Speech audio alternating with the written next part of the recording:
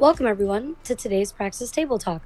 I'm Eloria, the Media Administrator, and our discussion for today will be centered around ideological and economic identities. Joining us today, we have our founder, Vincent. Hello. A very important member of leadership, Cody. Greetings. How are you guys doing today? I'm doing pretty good. I'm looking forward to this discussion because I've got quite a bit to say on the matter. How are you, Cody? As well as ever, working on some side projects for the channel that hopefully we can bring to all of you fairly soon. Yeah.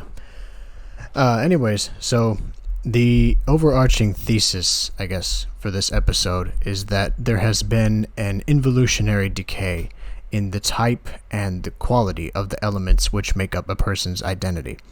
And this involution has its roots as far back as antiquity, but it really increased in velocity around the end of the Renaissance period and into the Enlightenment. And it was accelerated even more into the contemporary and postmodern period.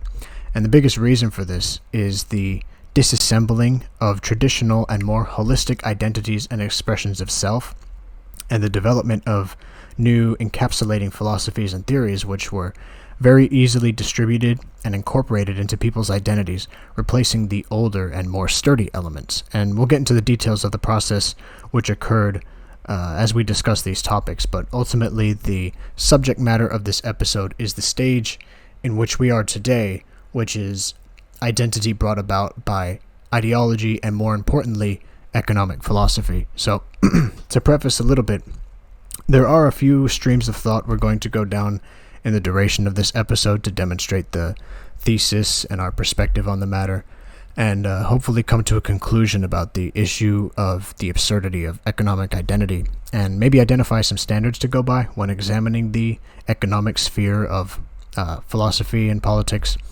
And so on the one hand, we're going to touch upon identity and the various elements which constitute it, along with determining proper and improper elements and perhaps a hierarchy of different elements that should be holistically considered when discussing this sort of thing. And on the other hand, we will also be examining the development of society, especially in economic areas, to determine more concrete causes for this development to have taken place.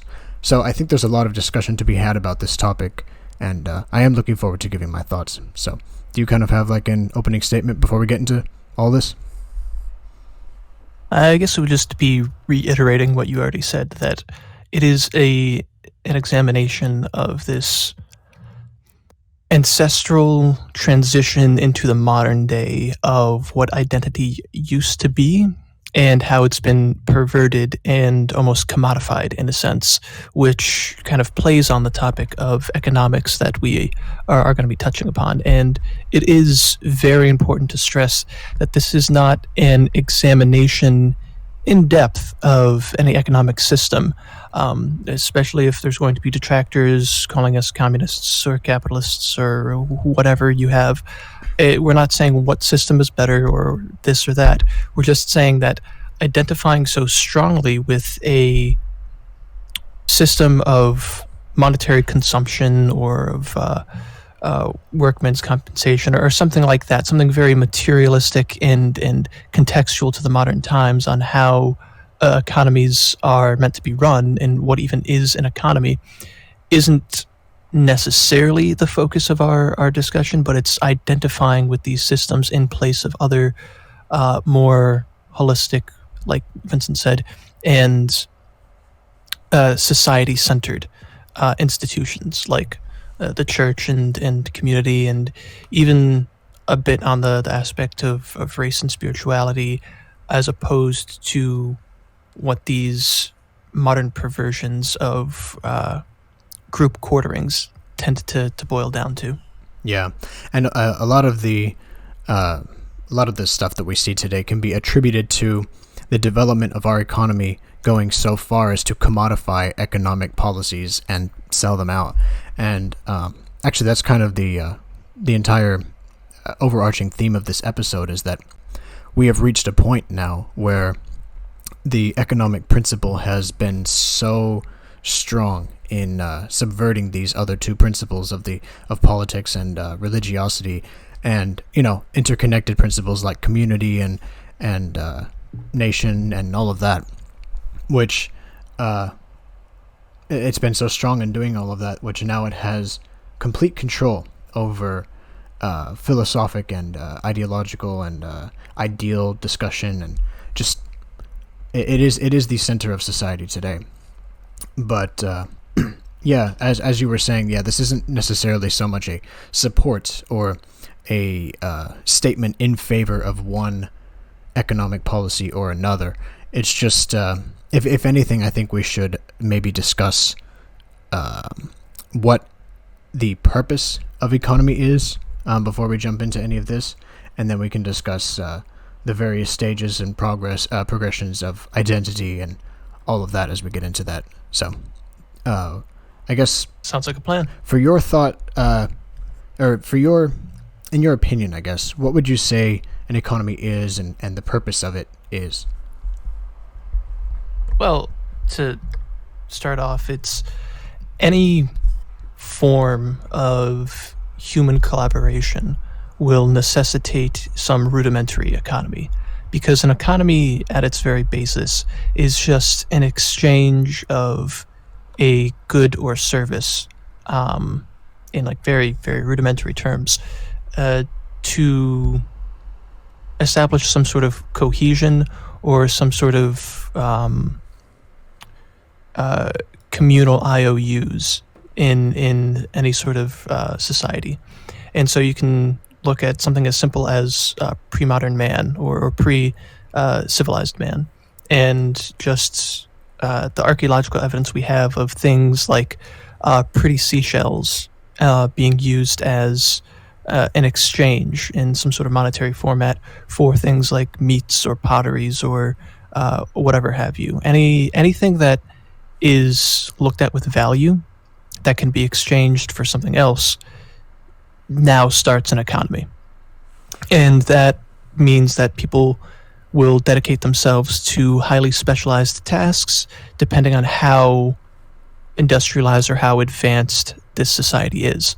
And you can have something as stalled out but stable as the Amish, and have a very communal oriented sort of not even barter system. It's just a means of getting the bare necessities for everyone in the community and making sure everyone's staying on task to what the needs of the community are, and then going from there. It's almost like a central planning in a way to something far more laissez-faire, like say the Hong Kong market, or if you want to call the US a more mixed economy, where things are far more up to the individual's interest in pursuing a certain discipline, and then selling their labor for the guaranteed employment of some corporation, and so on and so forth, or entrepreneurship. But all this serves as some means of providing a necessary good for society.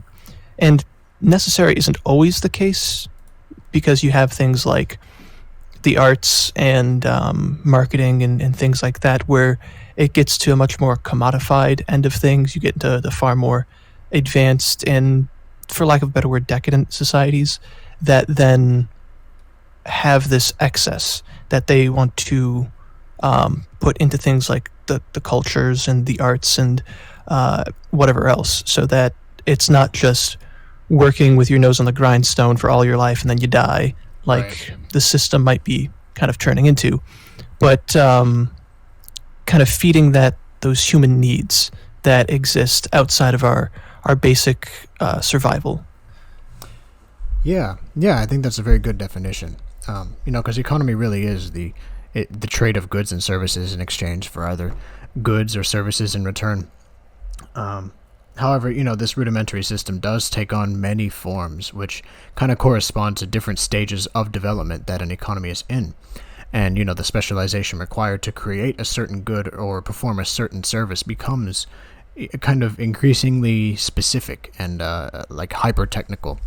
And obviously this is a very, broad and almost an overgeneralization of something that people have dedicated their entire lives to studying, but it does all originate from this general design. But our period of time today, and ever since I would say maybe not just the Industrial Revolution, but a little bit before that, is characterized by having an economic growth that is very capable of being piloted as something holistic and something very, I want to say, adoptable in the form of an individual actually identifying with a certain policy or principle. But I would like to steer. I like to steer as a person. I like to steer clear of concrete when discussing broad topics like economics, because one pit I see a lot of people get into, and this kind of ties nicely into the topic of the episode, is it's idealizing a specific policy structure rather than an essential principle. And so I never make that mistake.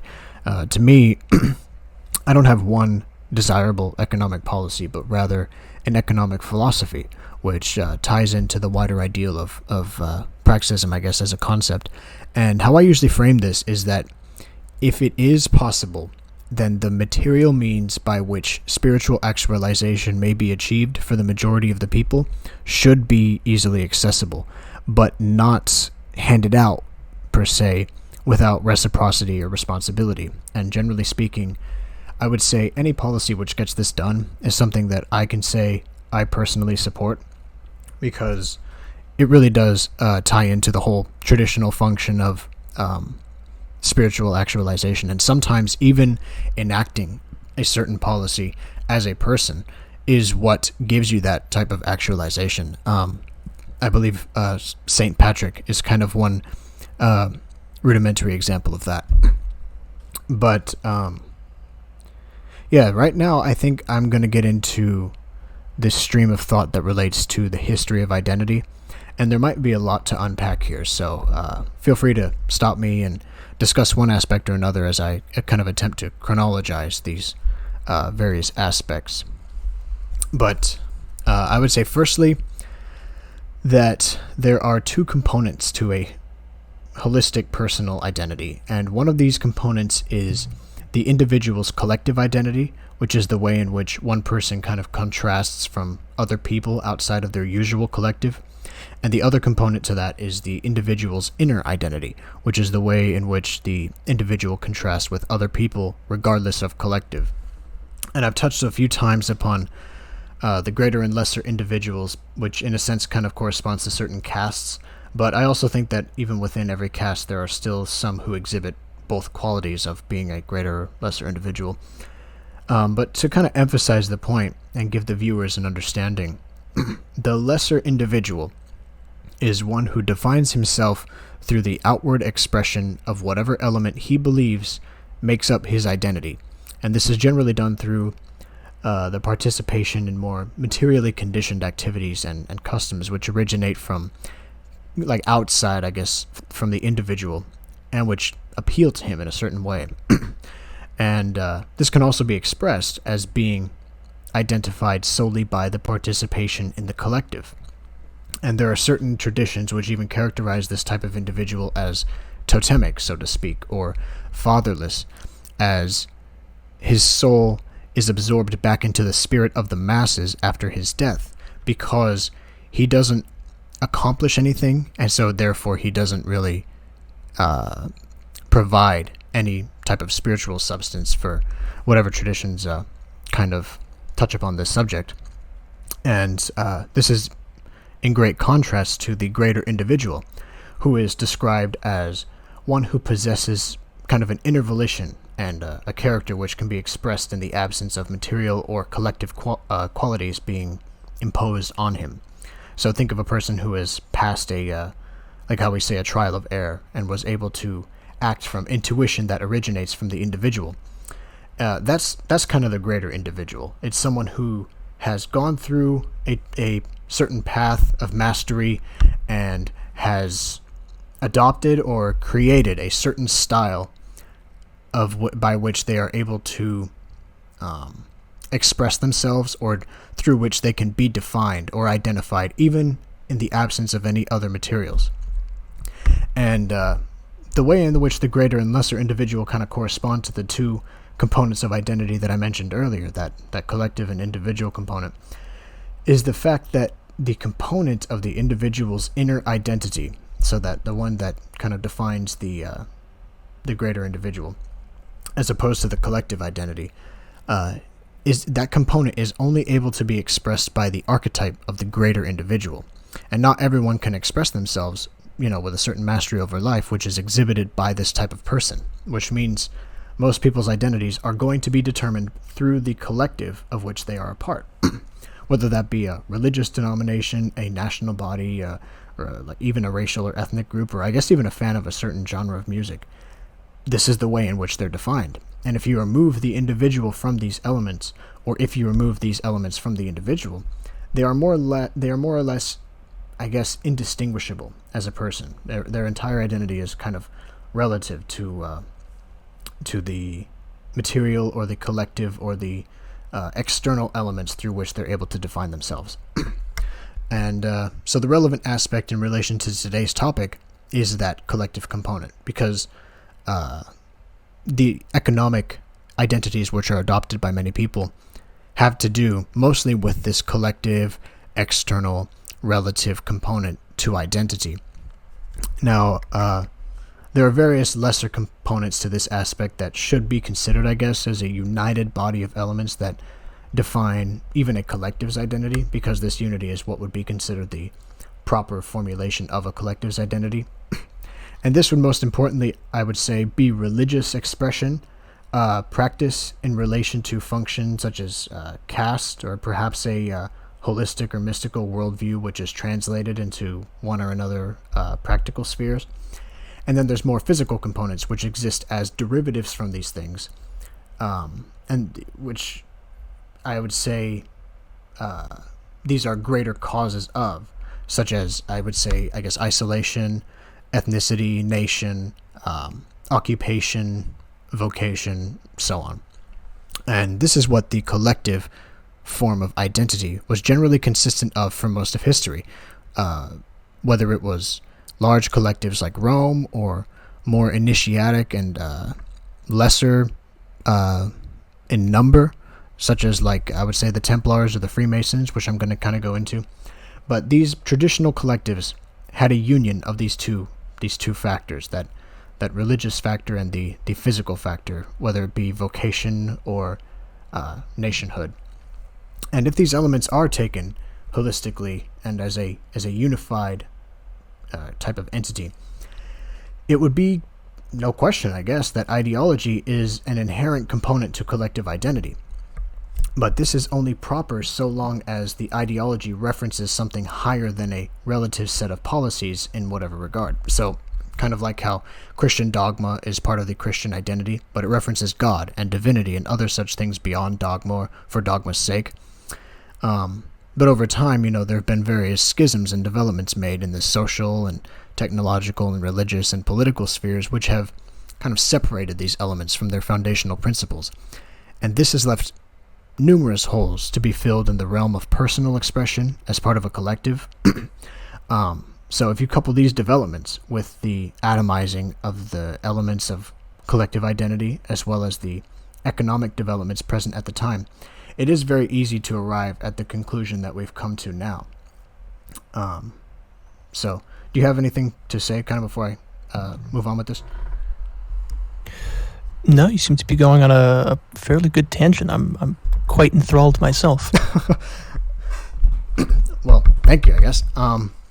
But yeah, so I guess when you enter into history and chronologize these developments, the first thing that you see is the secular age, disconnecting religiosity from nationhood, forcing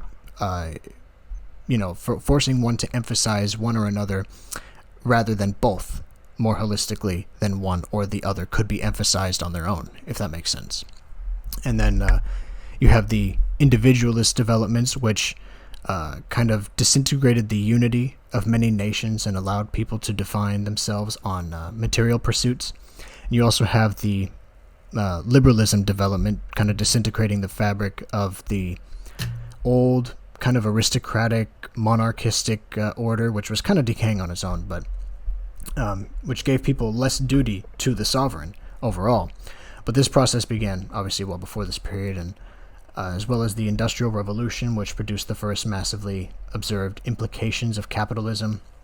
And so around this period, you start to see the developments which produce the results, which is the subject matter of the episode today. And so, kind of going on the stream of thought of economics, if we examine the history and development of economics, what we can see until the materialistic age are economic guilds, which more or less, I guess, resemble the structure of most decentralized centralizational hierarchies. And this is kind of a term we use to identify a certain type of hierarchy, which I think we can kind of get into after I kind of outline all this. Or hierarchies of a traditional sort, I guess you could say. These economic guilds resemble these types of hierarchies, but only on a smaller scale. And these guilds did not make economic benefit their primary goal. They kept in line with tradition and aligned their spiritual expression with their economic and material practices. So these guilds, like I mentioned before, are ones such as the Templars and the Freemasons. And I'm going to use these two examples because there are numerous other ones that you could point to, but these are kind of the most well-known ones, so I'll stick with these. Their spirituality and initiatic elements kind of preceded their economic philosophies and endeavors, but they were nonetheless organized for what could be considered as economic reasons. For the Templars, they kind of retained the initiatic lineages back to Catholicism and the Church, but they were also organized to, allocate resources for the pilgrimage to the Holy Land. I guess you could say that is the most economic endeavor for which they were formed. And then also they were formed for the protection of Christian holdings in the East. And for the Freemasons, they also had an initiatic lineage back to the Church, which I guess even with the controversies surrounding these later developments, they still held validity with the Church for quite some time. But they were organized for the economic regulation and protection of the Masonic practice of working with stone. So it's a very, occupational and vocational type of endeavor. And this is what I mean about the holistic unity of the various elements of identity. Even though, perhaps these groups focused on initiating the type of the greater individual, the collective identity present to represent the external element of identity still held all of these elements of religion, tradition, spirituality, and unified them with profession and vocation and occupation and economic endeavors. So the most important takeaway from all that when regarding this topic in particular is that the economic pursuit was secondary to the traditional function of the initiatic guild. And these were the two examples I used, but like I said, there were quite a few guilds which all examine the same traditional characteristics but relate to some other economic function. I guess one other you could point to right now is the Hermetic Society being one which was dedicated very rudimentarily to like alchemy and chemistry and stuff, but still held that type of divine or initiatic lineage to try to make sure that they cultivated a type of chemist that understood that these were kind of inner workings of reality by mixing these elements, and that it wasn't a profane science, kind of like how we talked about with the last episode, in the last episode with these profane sciences. So anyways, with the removal of religiosity and the coming of the secular age, obviously the elements that were combined to make these guilds so, I would say, traditional and proper were decoupled from each other. And if you look at the economic bodies specifically, what was left was a purely mathematically driven, faceless corporation whose only qualitative value was providing a quantity of material gain in one way or another. And so if you group this phenomenon in with the other social changes taking place around the same time, such as the Protestant Reformation early on, and the popular beginning of our secular age, and the technical developments which increased the standard of living by quite a bit, you get the true, I guess, as Rene Guénon would put it, the true reign of quantity. And so mass media and then economic development obviously made it very easy for misinformed or undereducated or even unaware individuals to adopt a belief before realizing its implications, or maybe they would be blindsidedly coerced into believing something that may not benefit either them or society in the long run. And that's even before considering its spiritual implications, or rather, even without caring about the spiritual implications at all. And so, before you get into that, as I have a few more details that I'd want to help bridge that tradition into what you're getting into now. Yeah, go ahead.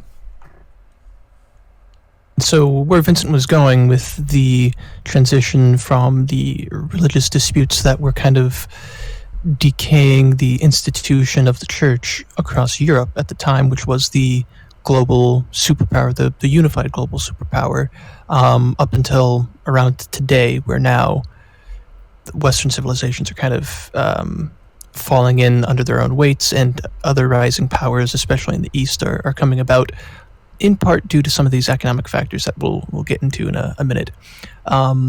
You can see the transition from a lot of these institutions going from more ecclesiastically oriented and nationalistically oriented endeavors to more wholly material and financial subsets of organization.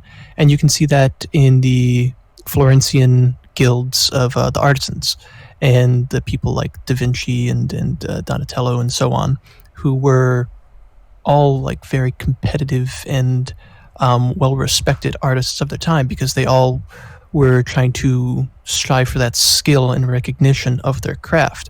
And it did have a initiatic element to it still, although it was on a far more financial means, because they were taking commissions from things like the church, or from very wealthy aristocrats like the Medicis. And banking might be a whole nother topic to get into altogether, although it is very related to the forces at play that kind of coerce society towards this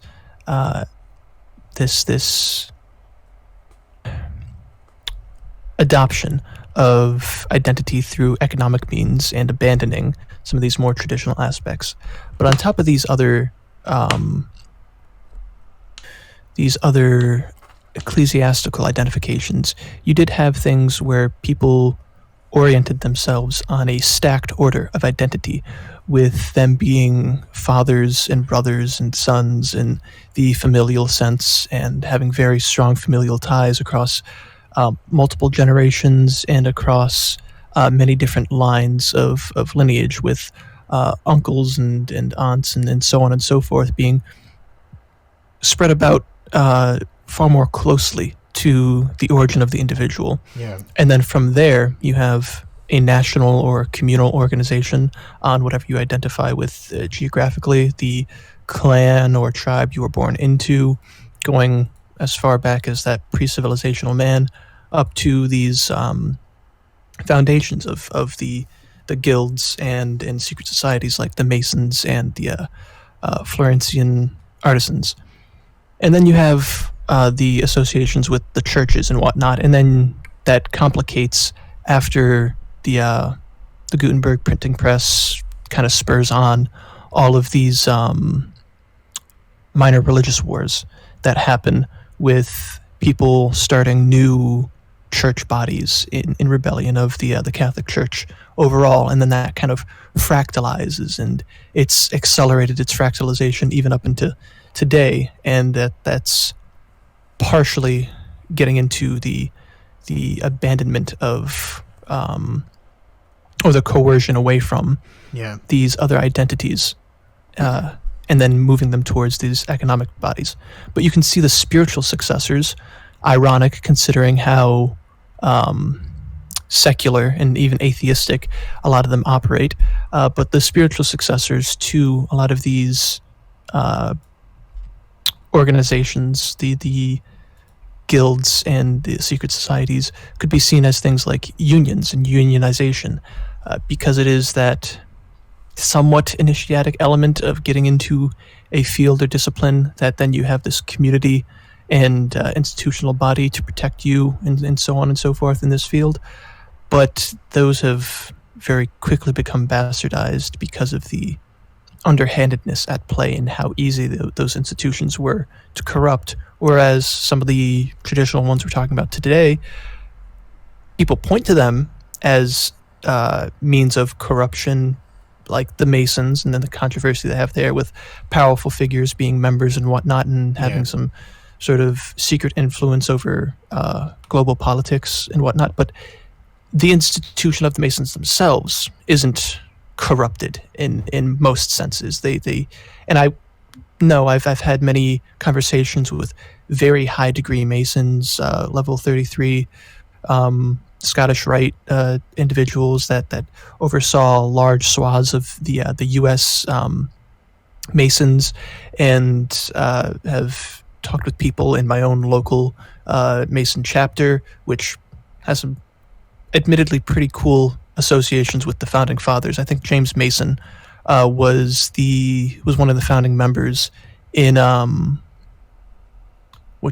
in the New Haven branch of Masonry, which is Yale, and everything like that.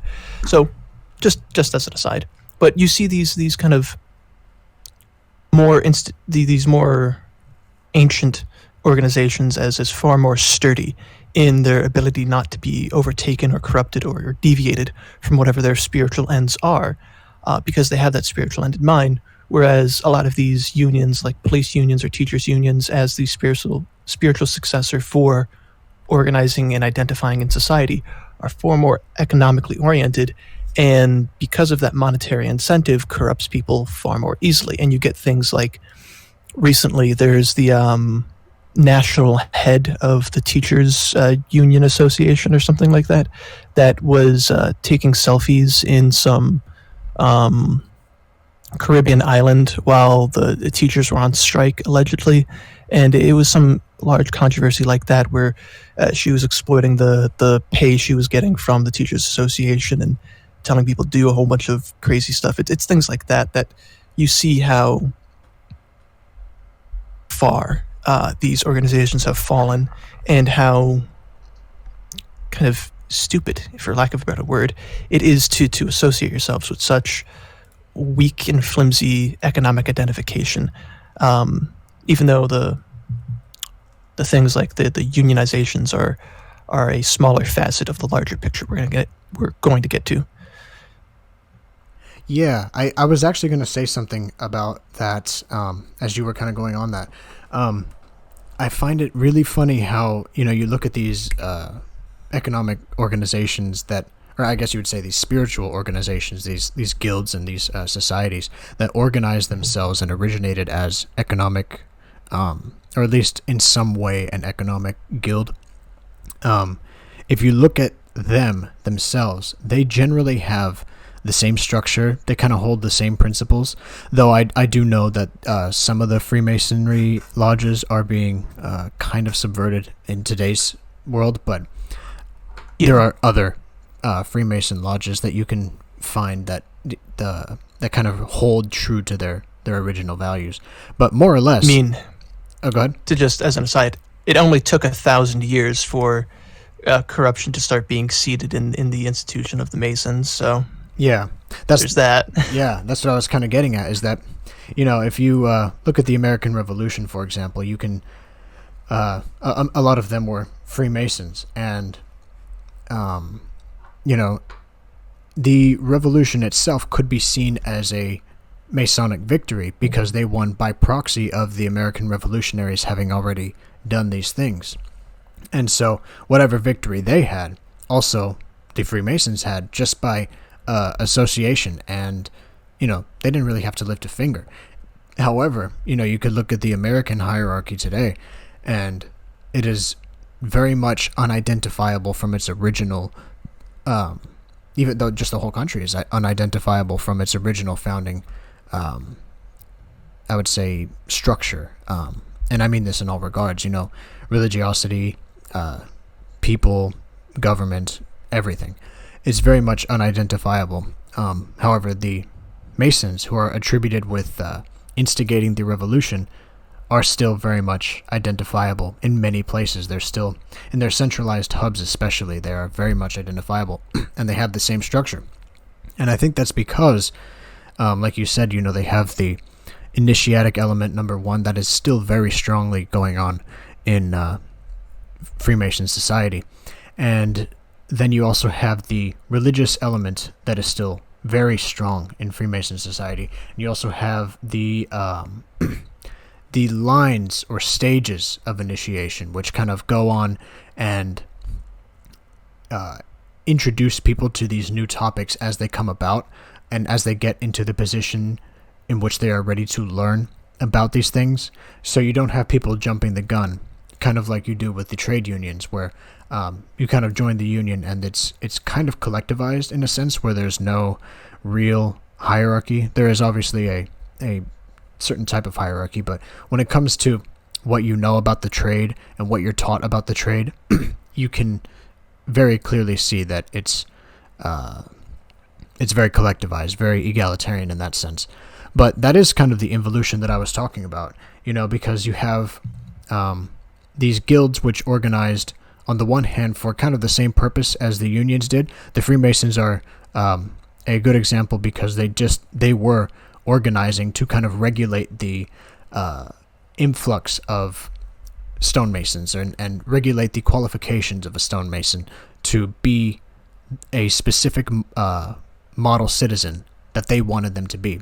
And if I remember correctly, this was because they didn't want their trade being overtaken economically. They didn't want to lose their spot in the trade, so to speak. They didn't want to lose their spot in society to these other underqualified individuals who might know the physical way to do this, but might lack the intellectual kind of intuition that we've been talking about, or lack the spiritual virility to kind of carry on a lineage. And so it would turn masonry into a profane practice. And I believe now, even working with stone, is still, some of the secrets are still guarded by the Freemasons today. So that's how effective they were in getting their job done, is that there are still some stonemasonry secrets that you can learn by going into the Freemasons that you can't learn anywhere else. So it is very effective in that regard. But yeah, the trade unions are a good example of that type of thing, because now you look at the trade unions on this side of the secular age, and you really don't see that same type of velocity, or that same type of, I would say, vigor in safeguarding the practice as a tradition. But more so, you just see the economic organizations being very hyper-focused in a sense. So these trade unions are focused on protecting the workers and nothing else, or economically allegedly protecting the workers. Yeah. Allegedly. And even then, it's the Masons and groups like this, the artisans of the Florence, all had that same idea too, and even us to a certain extent as well, that we want to try and have that initiatic element as praxists and be able to procure a sort of financial backing for the whole entire motive of being able to support ourselves and our members when times are hard. And that was the entire idea. That's why you paid dues and had some sort of monetary connection to these groups and guilds, because if work was sparse, or you fell on times of trouble as an individual, that wider community and that wider brotherhood, because most of these organizations did evolve from or evolve into men's clubs and fraternal organizations, to be able to support people in your own community. Masons being just the brightest example of that, because they were so widespread and ubiquitous and successful in that endeavor. And so whenever a Mason was out of work, another Mason would help them with their finances, or if a Mason was traveling from one part of the world to another looking for work, they'll host them up in their homes. And it was always a welcoming of brotherhood, because if they were a Mason, there was an understanding there on what their principles were, what their profession was, everything. And it was this sort of super language that transcended even national barriers, and that's why they became such a shadowy seeming force altogether. And whether or not you have any contentions with them saying things like, "Oh, the FBI controls the Masons," or "Oh, the atrocities they've committed throughout history," or things like that, it's take a step back and just have them be looked at as an example for what we're trying to describe, kind of like what we did with the Chinese and the Taliban in previous episodes. Yeah. There are positives to their organization that we should learn from, and how to use that level of organization and commitment to higher ideals that is lacking in society. And we need that. We need a sort of radicalized brotherhood, in a sense, to get things done because of how things are going. Exactly. Yeah. A good example that I always bring up, because they're just a good example, are like the Bears in Bertaria, where they operate in much the same sense. But that's a whole nother tangent, Vincent. Yeah. So, there are a lot of things to consider here. I think what we're really getting at is, in this regard, is the kind of culmination of these various elements which originated or resulted in the origination of economic identities. And so here I think we should examine why they've come about, what should be the proper course of action when attempting to deal with this phenomenon specifically, and most importantly, I think we should kind of examine the dangers of engaging in this type of behavior, because we have we can look back at these more initiatic organizations, and we can see these very objectively good things about them, but the problem is we don't have that type of the whole subject of the episode is that we don't have that as a commonality in society anymore. These were a dime a dozen back in the day with these orders such as the Freemasons. That's the most popular one that's survived, but there's been many that have kind of gone underground or have been stomped out by various religious or political institutions or officials, and there are even some who still exist today but you don't know too much about. So you have what back in history, you have these as very widespread phenomenons that were as kind of a normality to stumble upon. I'm a part of such and such society. We believe in this. I've been initiated by this guy. I don't know everyone who's in here, so to speak, because I'm not at the level. I also am being taught not just the craft, but the implication behind the craft. I am going to church with these people. I'm worshiping with these people. I'm also, breaking bread with these people. So it's very much a brotherhood, so to speak, that was a kind of common thing for much of history. And this can go as far back as the Egyptians. You can see these various they call them cults, and I guess they kind of warrant that definition, but they are kind of like religious cults that do a certain practice, perform a certain function in society.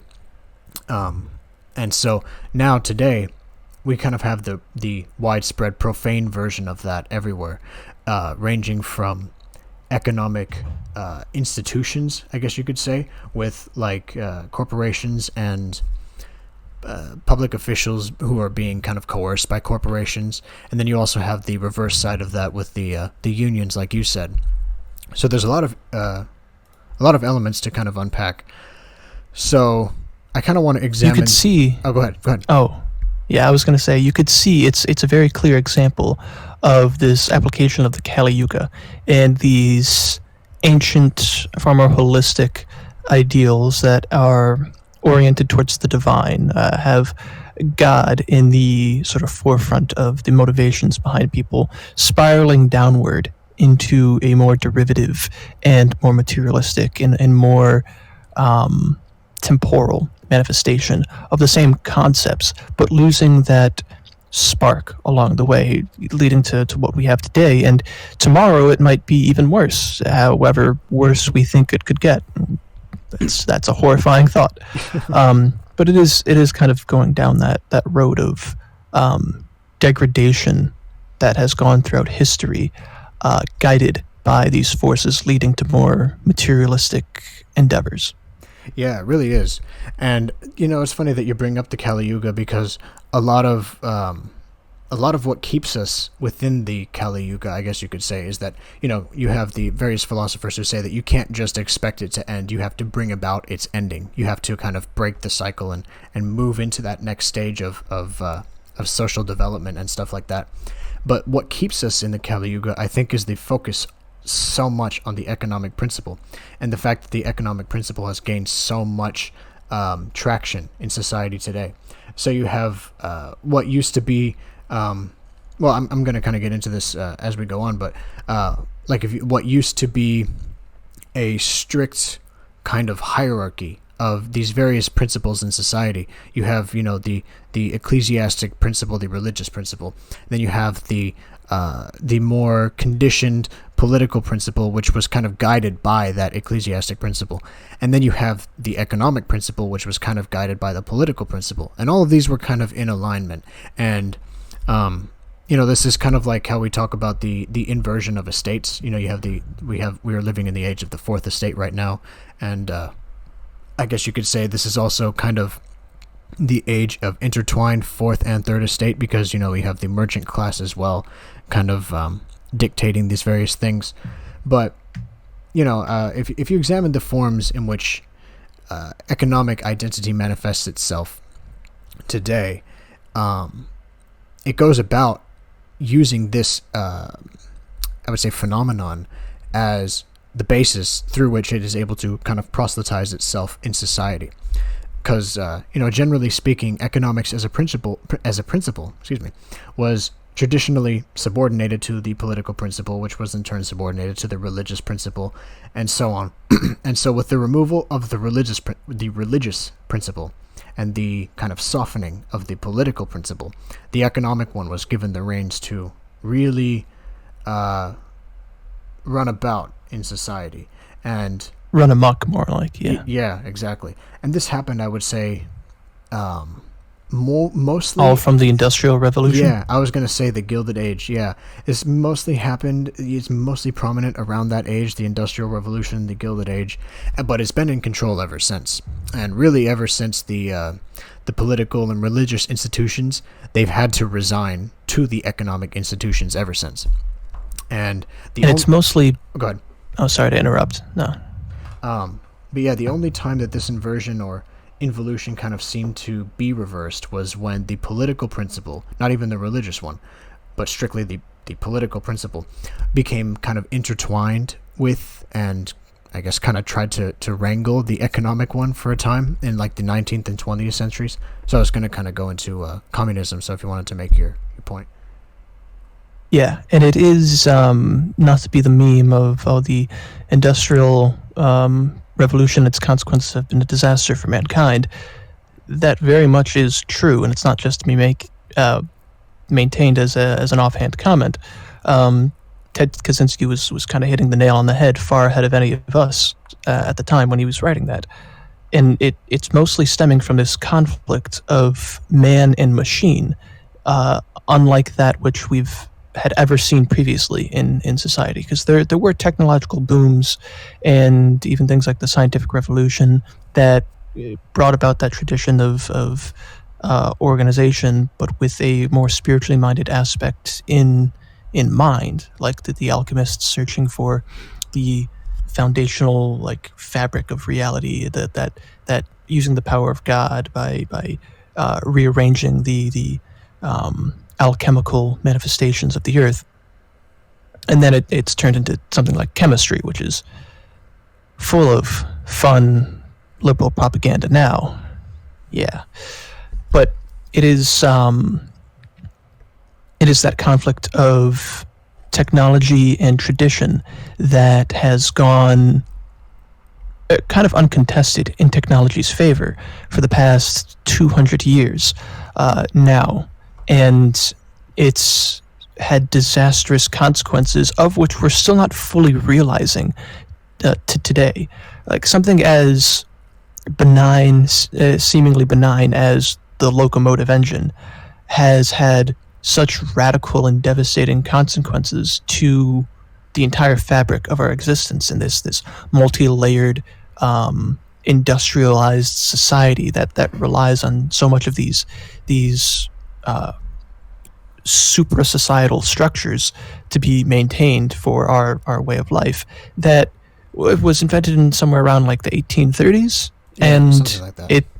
We're still, just from that initial pronunciation of the locomotive engine, you have everything that's come about after that, but just that initial implementation, we're still dealing with those consequences, with things like the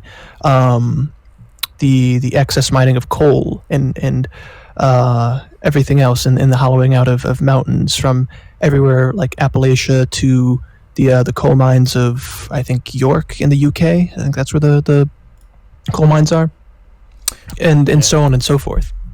Yeah, it really is kind of an exponential increase in mechanization, which results in kind of an exponential decrease or downwards trend in kind of the gnosis or Gnostic type of knowledge that you kind of get from not experiencing things, but just by knowing things. You know what I mean?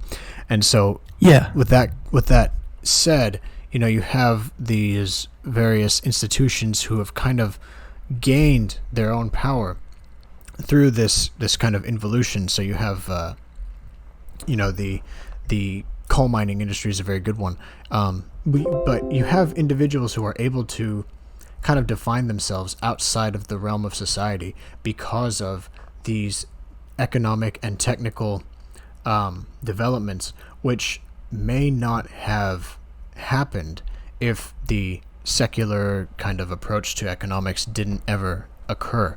So people like Andrew Carnegie, for better or worse, wouldn't have existed because, he wouldn't have been able to kind of go about things the way he did. It would have been done by someone who had had a lot more of an initiatic approach. It might have even been done by a guild, like a mining guild or something. Not a mining guild, he did steel, right? Or maybe some type of production guild.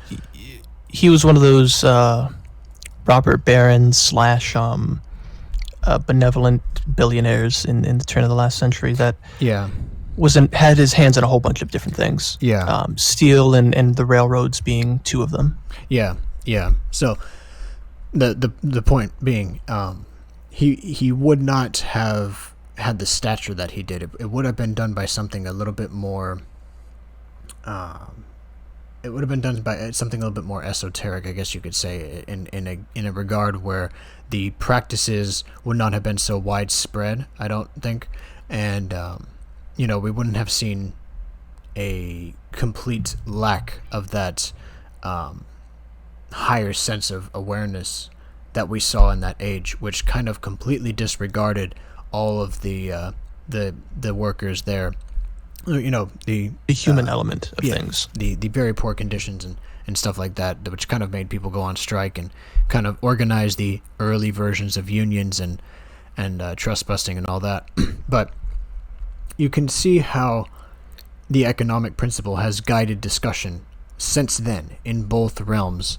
And so even if you look at the realm of politics now, the terms on which political positions were defined originally kind of corresponded to the amount of the religious principle present in the position. So, for example, you would have right wing correspond to religious individuals who wanted a very specific, regal, aristocratic, hierarchical society. And then left wing corresponded obviously to individuals who wanted a very secular and atomized society, with developments in farther left kind of being subpersonal collectivism and other such things. But the economic principle since then has changed that discussion. So now right wing corresponds to capitalism and left wing corresponds to socialism and communism. And that occurred, I would say, around the same time that the religious principle had been removed from that triumvirate, if you will, of religiosity, political, and then economic. And so that occurred around that time with the the removal of the religious principle from that triumvirate, and then you have the removal of the political principle, which kind of now negates anything which might have resulted from a religious worldview.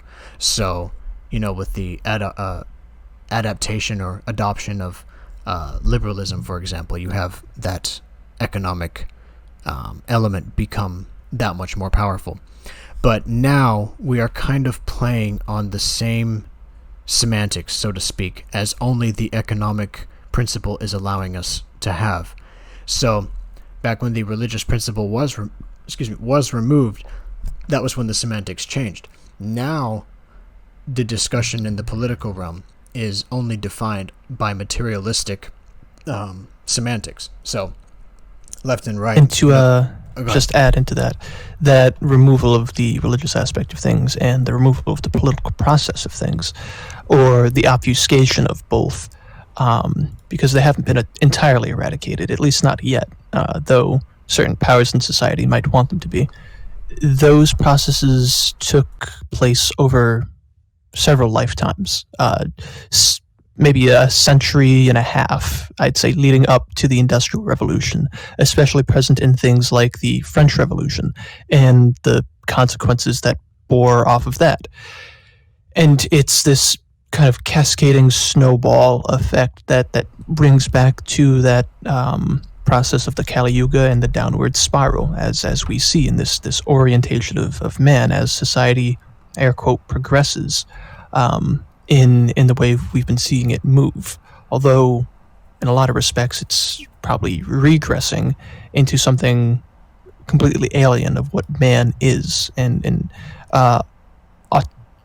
automating it in a certain degree to this mechanized automaton where individuals and even subsections of society overall are turned into cogs in the machine to just keep the machine running for just a purposeless means of running. Yeah, exactly. And, it's essentially that subpersonal collectivism that I was talking about before. That's kind of what the economic principle, when left unguarded or unrefined or allowed to run amok, so to speak.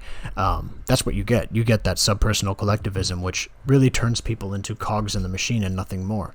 Men are valued not by their quality or by what they can provide to society in a holistic or spiritual or even in a social sense, but what they can provide in an economic sense only. So what can they do to help the economy? Can they raise the GDP? Can they produce or can they perform a certain service with a very hyper-technic and hyper-specialized lens, which kind of excludes the capability for the rest of us to be able to perform that job or that service. And so this is what kind of men are valued by today. Whereas, 100 years ago, or not even 100 years ago now, but 200 or 300 years ago, this would not have been the case. You were going to say something? And now we're just getting into the full actualization of things like capitalism and communism as a full actualization of, or a consequence of, the Industrial Revolution. And its consequences now as the predominant, at least umbrella terms, for this economic identity that puts a back seat to all other forms of organization in society now, even going so far as betraying nationalistic lines, which is something that's a bit more loose to be able to associate with, but even that is being cast aside in form of economic actualization and the modus operandi of whatever economic system is being advocated for. And you get a whole bunch of different subsections of these two umbrella terms, where it's the different, well, I guess socialism would technically be the umbrella term which communism resides under, but it's the two big ones that you hear is the capitalism communism fight, and even then capitalism has its own schools of thoughts which people fight over and say which is the correct application of these economic principles, because this thing has changed, because this new technology has been developed, and so on and so forth. And then you get the wholly material workers' involvement in this whole process, and the industrialized man that is more and more that cog in the machine, being looked at more as a number, even though things are being advocated in his benefit. It's very surface level and vain in an application of how society is moving, especially when you read the essays from people like Marx or Proudhon or Kropotkin and so on, or others like Malthus and was it not John Adams? It was who was the economist that kind of like birthed the economic ideal. It was whoever that was, but yeah, you get Samuel the idea. Adams. No. I'll look it up real quick, but Vincent, you I'll take it from there. Yeah. So I guess where I left off was kind of that, like, kind of what you were saying, how you have capitalism in these various stages of thought, and then you also have socialism in these various stages of thought. So when a person adopts a political stance in the current time period, they are really only conditioned to being able to adopt something which originated from an economic perspective. And it kind of makes political discussions not worth having, because it really bogs down this whole system of discussion that you can get into when you kind of disregard the economic principle in favor of these higher ideals. But this condition kind of led to the rise of economic ideologies with a political character. So these range everywhere from what has been called the third position, which kind of attempted to use populist rhetoric to garner support from the people and then institute a state on top of that. And it ranges to, Reaganite capitalism, which was attempting to kind of subdue the state in favor of these economic corporations being able to do kind of whatever they want. And then you also have Marxist communism and Stalinist communism, which were in a sense functionally antithetical to each other, but they still share the characteristic of being an economic mode of practice. And so, to interject real quick, yeah, we were thinking of Adam Smith. That's what we're thinking of, Adam Smith. Yeah, Adam Smith. Yeah. But yeah, in a developed economy such as this, these are options. These are able to be adopted as a collective's identity. With the religious and political modes out of the way, it's very easy to galvanize people by giving them an economic incentive. And so this is why you see people incorporate these very relative and rigid economic policies into their collective identity. Firstly, they're not able to express themselves individually unless they achieve mastery over something or pass some type of trial of error. And then secondly, most collective outlets for identity have had their proper character replaced by the economic one. And then thirdly, the other factors of identity, which have been sundered so much to the point now where the only type of personhood can be found in how you feel material substances should be handled. So there's all these different things going on that kind of had led to this rise in economic identity. And so I guess the main problem with this is that it has less basis in personhood than many other incorporations into identity that have resulted in the secular age, but it's almost the most common. And I actually think that this is an entirely Western phenomenon, if not mostly, then entirely, because you could see this type of thing go on. There's quite a lot in the Orient and whatnot. Yeah, I was going to mention in China and stuff like that, but you could still see that they even today, with as bad as they are, they've made changes that just kind of don't correspond correctly to their economic identity. So there is some type of conflict going on, which means that identity does have a stronger, I guess, hand over there than it does in the West. But if you look in the West, it's everywhere. Most people would define themselves on some level or in some way on the basis of what economic policy they support. That's mainly the case with most political discussions, and you could say that it's about what type of state they would support also, especially with, with the younger generations in political discussions. It's more so about meta-politics than it is politics as it relates to policy, which is kind of the original term for it. But really it is about economics. It's how do you think the economic body should be considered? Because so long as political discussion remains away from the religious discussion, and you remove away from the type of philosopher king of Plato, or you remove yourself from the kind of the way in which the Nordic kings still have Odin as their first ancestor, even to this day in their ancestral lines, or kind of in the same way that the Egyptians had Mot in their society. Once those elements are removed, the only thing left to kind of decide what is the directive force in society is material, and so it is economic. And so that middle ground of politics is kind of being pulled and pushed by these various forces, but right now it is kind of extremely pulled in the economic direction. And it's being used for extreme divisiveness as well. And in more ancient societies, although not too ancient, because the fall of feudalism, at least in the West, was only 500 years ago, I'd say at this point. The societies back then had this, although we purport in the West to have a separation of church and state, the state has more so absorbed the church in a lot of sense, and you have things like scientism, like we discussed last episode and brought about here and there. But there was a more hard-lined separation of church and state in the history of most Western nations. And it wasn't to say that they were separate bodies that never interacted with each other.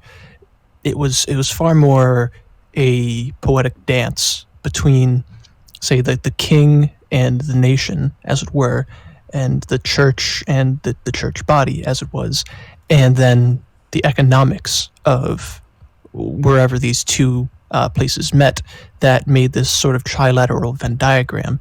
And in the middle, where they all intersected, you had this stability of feudalism, and it was a far more fair society in a lot of ways that had this long reigning,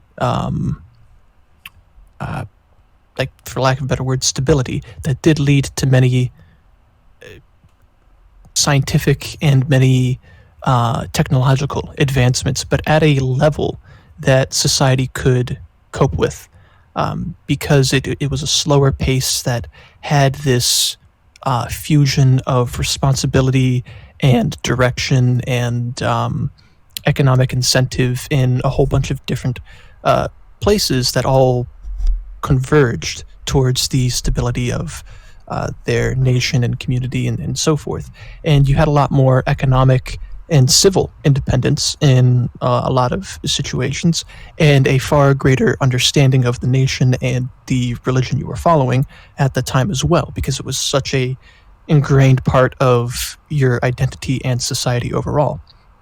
And now we've sort of had this dissolution of the other two sections of this Venn diagram, and then taking that dissolution and absorbing the remnants, putting it all into the state, and having that dictate pretty much everything going on in our society. And we look to the state not as this system of civil discourse where we can be represented in our views as parts of this nation, but rather as this patriarch in a sense that takes care of all of our needs, and we ask permission for in any of our ventures. And you can see that most notably in things like this illness that's gone around the last 2 years and the response everyone has had to that. And it's not saying that the state is the source of all these problems.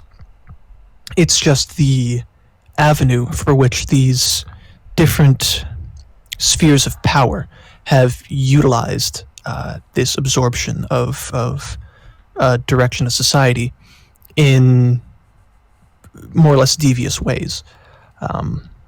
Vincent, if you want to go off of that, I'm recollecting my thoughts. Oh yeah, no problem. But yeah, we did have. I guess you could say, now in the modern times, you have these economic developments go on so much, so exponentially to the point now where people are identifying with, I would say, the billionaire types of Elon Musk and not so much Jeff Bezos, but Elon Musk, I would say, is one of those today where he's a prime example of how the economic principle has gauged so much the cult of personality of someone that it now is, I would say, he's kind of like a mascot, so to speak, for the I don't want to say right wing, because that's just not how I view the capitalist agenda, yeah, sort of deal. The capitalist. That's kind of what I was going to say too, but I'll let you finish. Yeah, so that's kind of he's kind of the end result of what I was getting at earlier with Carnegie. So when you look at people like Andrew Carnegie, I would not so much say that he was an American so much as I would say that he was Carnegie himself.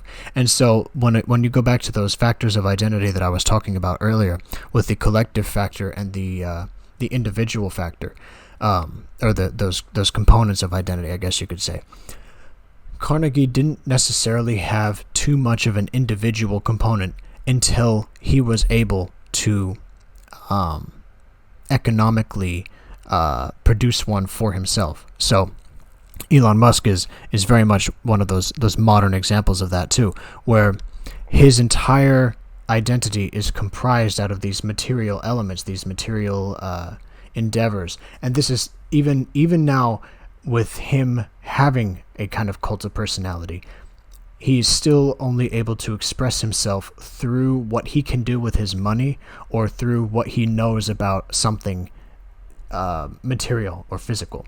And it's the same thing with ideologues like Trump, or like other figures in modern society who are defined by their money. It really is a reign of quantity, like I said earlier, because these people do not have that inner volition. They haven't passed that trial of error, so to speak, and they won't ever have to, because that identity is being kind of thrown out the window in favor of this more collectivized, more materialistic, more atomized, more economic kind of identity. Yeah, and there's a few things I want to get all there. So if I miss something, I might interrupt later to make sure I get it in, because it's important. It's what I was saying earlier, and what Vincent just helped me gain the traction of now, is that the state has become this avenue for which the economic expression of society is the ultimate dictator of. And the people who become these billionaire type of individuals, these cults of personalities, are those who either initially worked the system very well, or made it off of their own merits, but worked within the frame of this state institution which they started, to the point that the state started investing in them to gain more power and influence through the state apparatuses as a result. And you have these defense contracts, intelligence contracts, economic plans, and debt loaning and things like that all the time with these major multi-billion-dollar, sometimes trillion-dollar corporations like the SpaceX's and Teslas and Amazons and Walmarts of the world, all because of the incentives that the state is running through monopolizing their own power through this economic format.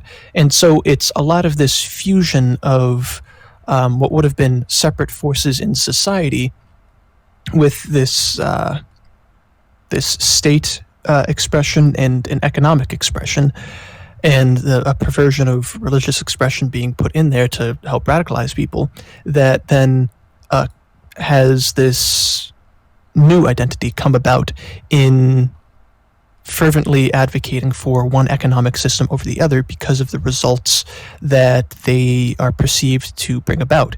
And you have that capitalist agenda, like we were referring to, have someone like Elon Musk or Jeff Bezos be the poster childs of this economic front, and that you too can be a billionaire if you work hard enough and whatnot else. But the sad fact of the matter is that no, that usually is never the case. They're exceptions of the rules, not products of the rules themselves. And part of that is due to that state apparatus outside of any individual's control, because it's just grown so big that any individual or collectivized individual measure to rein it in kind of falls flat on its face, a la something like January 6th and the whole populist movement going around the world since 2016.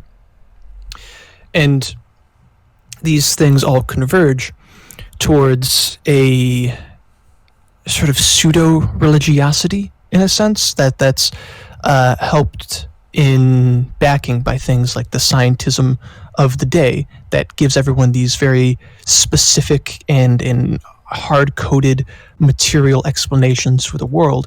Even if they might not quite be true, it's just convincing enough to allow people that suspension of disbelief to play along with these lines. And it happens on the left, right, center, and so on.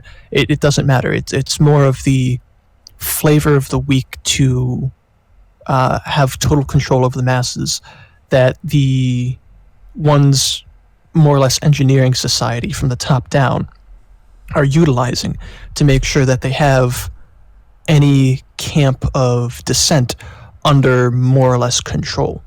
And it does come back to the fact that people like Elon Musk don't really have control over their wealth or what their businesses do, because Musk, as far as I'm aware, 3 out of the 5 of his companies that he's gotten so much of his wealth from, he's not even in control of anymore. Like he's not part of the board of directors, he's not the CEO or anything, he's just holds the share of the companies he's founded. Yeah. So whatever they do in that sense is completely off his regard, but people still give him the credit entirely for things that he may have helped contribute to at first, but he is now no longer responsible for. Same with the tech media giants, and bringing people like Mark Zuckerberg or what's his name, the former CEO now of Twitter, bringing them before Congress and lamenting over how they've run their sites, even though they're really not in control of their websites anymore. They may have at first, but it's grown to such a grotesque degree that even the faces of these corporations and these conglomerates and whatnot don't have any impact, because they are themselves just individuals to the system as a whole. They are just cogs in the machine themselves, as much as the wealth and blame they get from these institutions do come about. Yeah. Yeah. I have a question real quick. Vincent, you said something about the dangers of engaging in economic identities earlier. What did you mean by that? Well, I guess I meant the so you have these various economic identities come about, capitalism, communism, even third positionism, which kind of gives itself a rhetorical emphasis on tradition, which it really does not deliver on. But the dangers of engaging in this type of discussion is around, I guess I would say, the inability to escape it.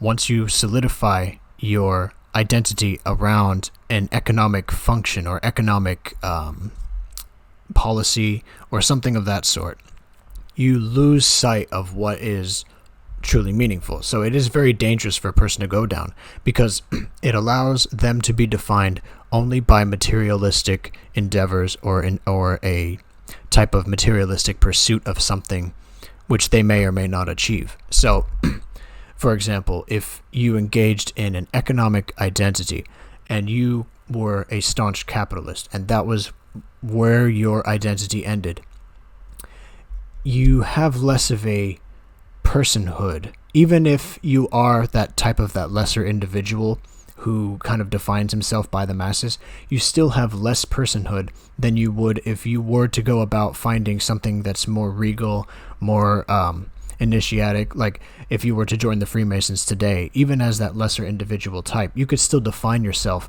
by the Freemasons, which have something more to substantiate themselves than, say, capitalism does. And so that's what I mean by the dangers of engaging in that type of discussion, is that it really is I would say a spiritually dangerous endeavor, because you kind of lose yourself as a cog in the economic machine, and you really are playing into someone else's game. When you're a capitalist and you have no power over anything, you are a capitalist because someone wants you to be. It benefits them. And the same thing with when you're a socialist. You are a socialist because someone wants you to be. But when you join a church, you're joining a church because you want to. And when you join an initiatic kind of society, you're joining that because you want to.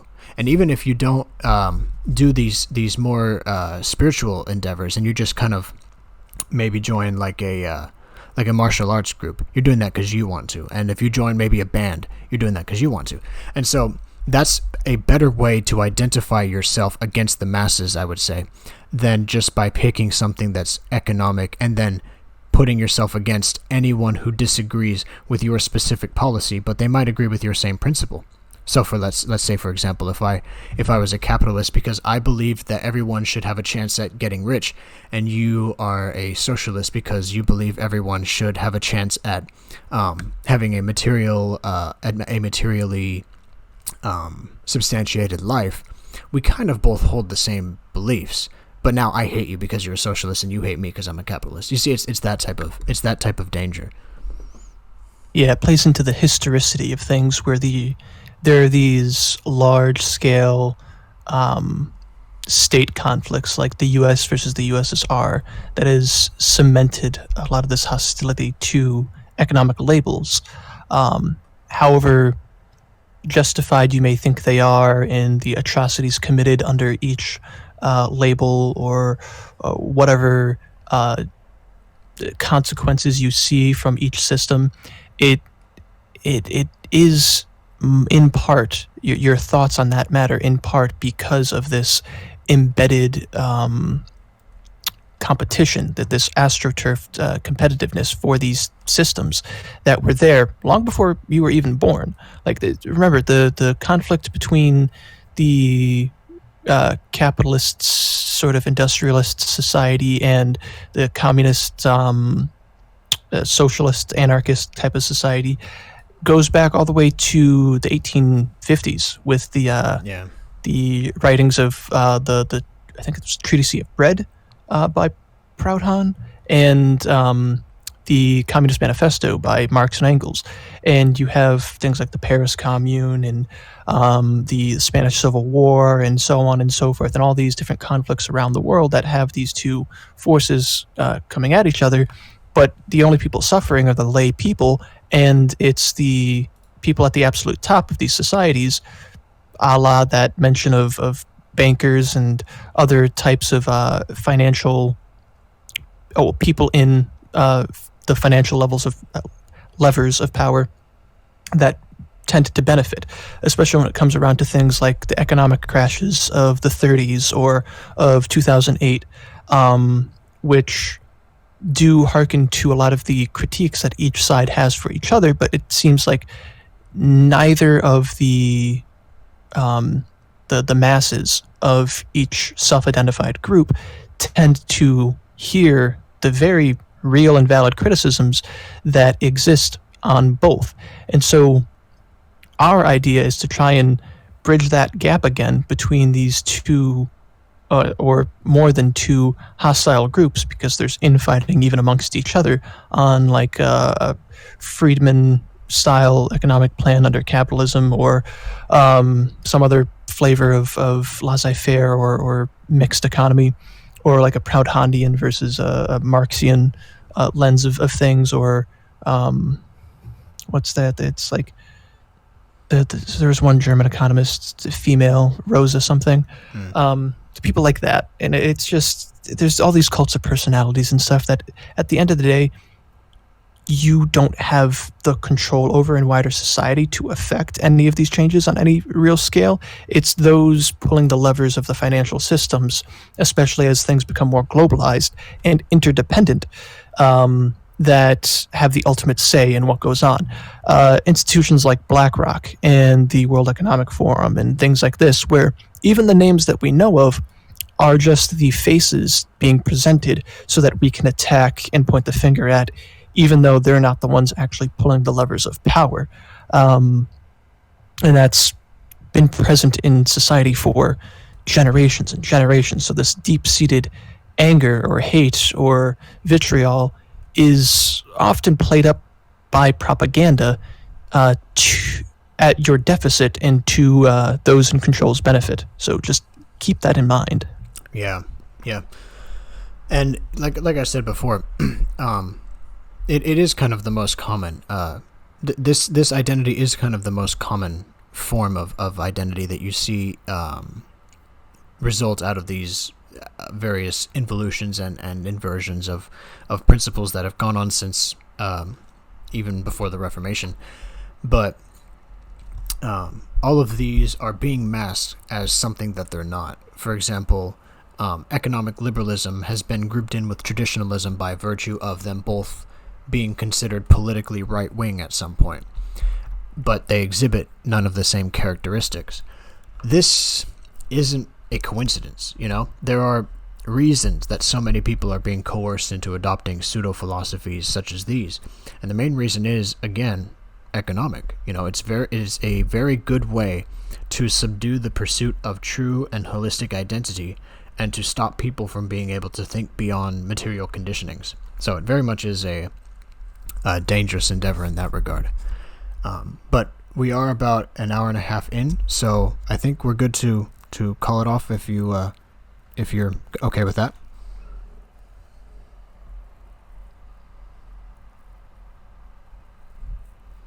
Sorry, I muted myself. My app started to bug out. Yeah, no, I think it's all right there. Yeah, okay, I think we're good here.